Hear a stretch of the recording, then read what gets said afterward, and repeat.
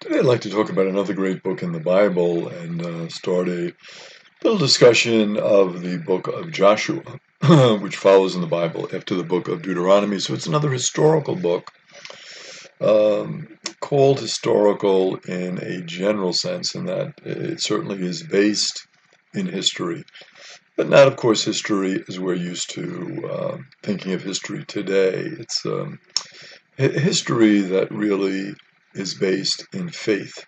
And so everything that we're going to see in the book of Joshua is ultimately from a faith perspective, certainly based in fact, but not just kind of married to facts.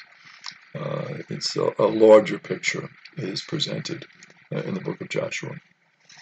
So in chapter 1, God tells Joshua to lead the people into the land that God had promised. So now Joshua is the new leader. Moses is dead. It's all on Joshua to lead the people. The land, all the land that is going to be for the people is called the land of the Hittites. It is from the desert and from Lebanon east to the great river Euphrates and west to the great sea. sea. Now, this is a large piece of land that is described. The Jewish people never really achieved this extensive conquest. Uh, there's always little tribes here and there, and different peoples intermixed with the Israelites. So the description that's given is really what we would say an optimistic description, a hope for description, but not actually what the Jewish people are going to wind up with. God told Joshua to stay faithful to the Lord. The most important instruction that God gives to Joshua is be faithful to the law, follow the law. Uh, the word Joshua, translated in different ways, but the usual translation is Yahweh is salvation. So Joshua, the name is rooted in God's name, the great name, Yahweh, the name that is the unspoken name, and the idea of bringing salvation. So Joshua is to bring the people to the land. The land is important for the people, and with the law and following the law in the land, they will achieve salvation, they will achieve health, they will achieve fullness as a people. Joshua now reminds, in chapter 1, reminds the Reubenites and the Gadites and the half-tribe of Manasseh that the men in the tribe would help the other tribes as they were entering the land that God had promised, even though they were occupying the land to the east of the Jordan. And this was, of course, a big promise that was made in the book of Numbers. When they were assigned the land, they promised that they would come to the aid of the other tribes, even though they were to the east of Jordan. And Joshua reminds them of that they're supposed to help the other tribes. And they all said that they would do that. They would do what they had promised, and that they would fully support Joshua. So this is an important point in the book of Joshua because it's showing that the people are ready to support Joshua. And you can imagine the difficulty in the situation. Moses had been the leader. The people were faithful to Moses. They were used to following the command of Moses. And now, all of a sudden, you have a new leader on the scene, Joshua. Are we going to follow him? Why should we follow him? Well, he was anointed by Moses. He was chosen in consultation with God. Yes. But, we've been following Moses. Why should we follow this guy? But the people are open to it. They are receptive. They say that they will follow Joshua.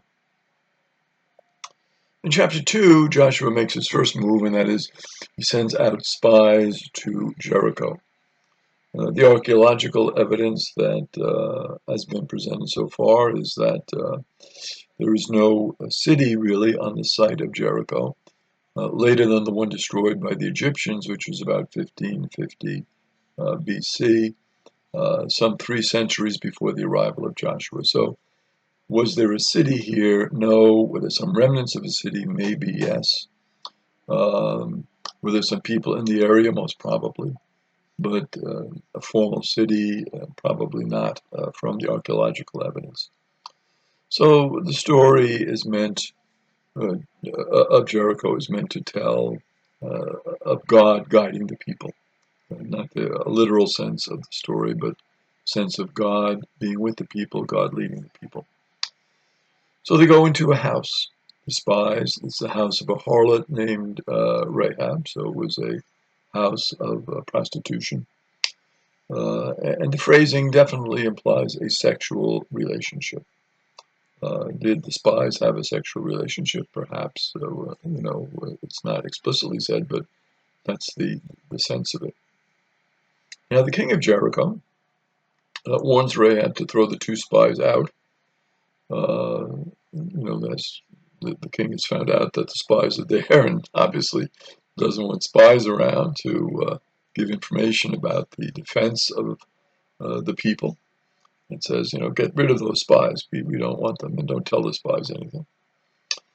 But Rahab told the king, no, the spies have already left, but she hid them at her house on the roof among her stalks of flax.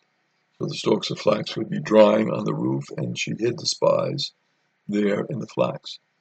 And the stalks were first soaked with water, and then they would dry.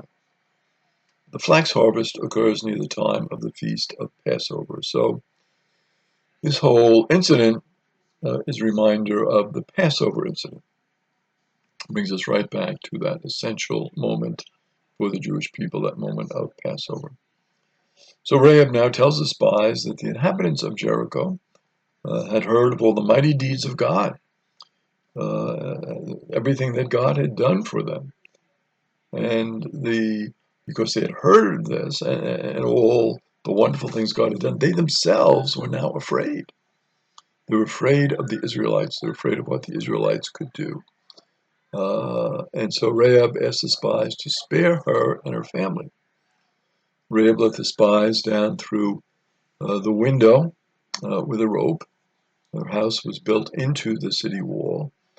So she told them to go into the hills and to hide for 3 days until those who were sent out to find them had returned to the city. And the spies told Rahab to take a scarlet cord, which they gave her, and to put it in the same window that she was letting them down through, and to gather all of her family in the house. As soon as they left through the window, she tied the scarlet cord immediately in the window because she wanted, obviously, her and her family to be spared. The spy told Joshua when they returned that everyone was afraid of them in the land. So this was good news. They had heard from Rahab that everybody was afraid of them.